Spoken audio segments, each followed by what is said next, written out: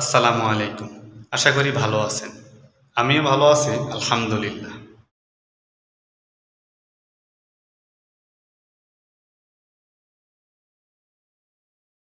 আপনাদেরকে দেখাবো সৌদি আরবে গরমের মৌসুমে কেমন অবস্থা হয় এবং কত ডিগ্রি তাপমাত্রা হয়।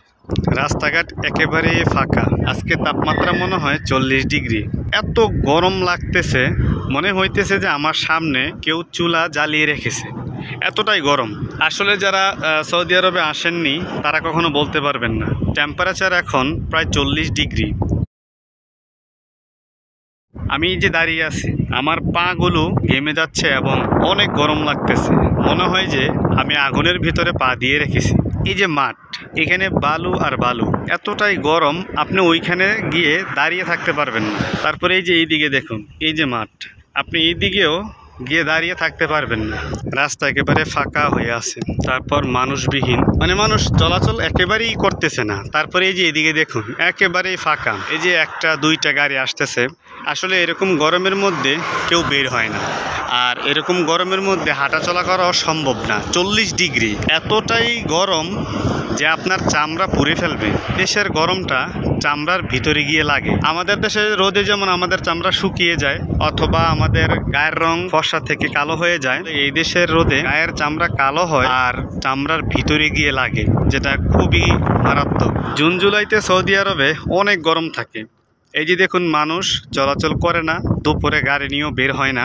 এতটাই গরম থাকে যে গাড়ির এসিও কাজ করে না।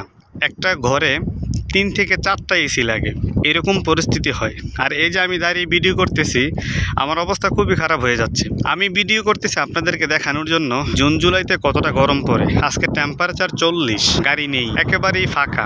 জুন জুলাইতে মানুষ চলাচল খুব কম করে। ওই যে দেখুন পাথরের পাহাড়, আর ওই যে সামনে পাথর, এই পাথর থেকে গরমটা আরো বেশি আসে। আর এত বাতাস, এই বাতাসটা হচ্ছে সম্পূর্ণ গরমের বাতাস।